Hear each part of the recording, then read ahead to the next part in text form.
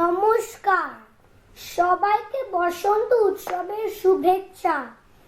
আজ আমরা কবি শ্রী অনির্বাণ ঘোষের লেখা রাঙিয়ে দিয়ে যাও কবিতাটি পাঠ করছি।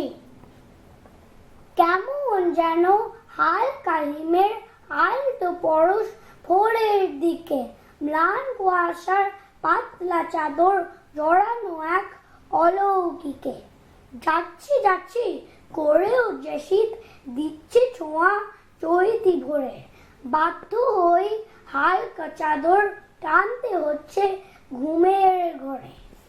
বেলার দিকে ঝলমলে রোদ গাছের পাতায় পিছলে যাচ্ছে।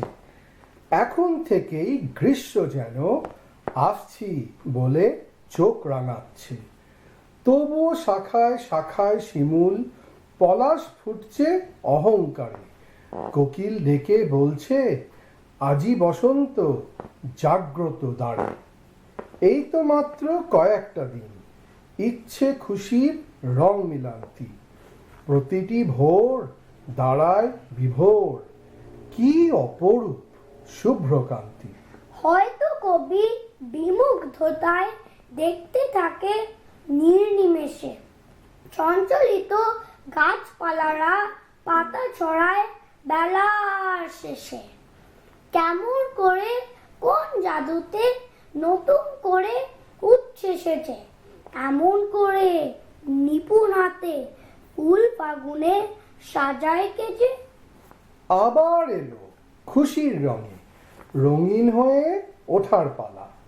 কেউ বলে যায় বসন্তে ফুল গাঁথলো আমার জয়ের মালা। তখন দক্ষিণ দুয়ার খোলা, হালকা হাওয়ায় হাওয়ায় ভেসে নীল দিগন্তে উদাসী মেঘ হারাচ্ছে কোন নিরুদ্দেশে। শেষ বিকেলে দিগন্ত কোণ তুলির টানে অলঙ্কৃত।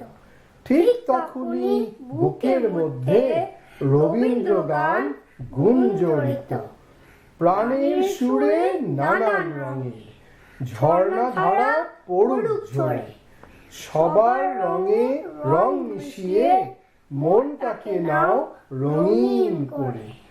বন্ধুকে হাত বাড়িয়ে বলো ম্লান গোধূলির অস্তরাগে, রাঙিয়ে দিয়ে যাও যাও যাও গো এবার যাওয়ার আগে।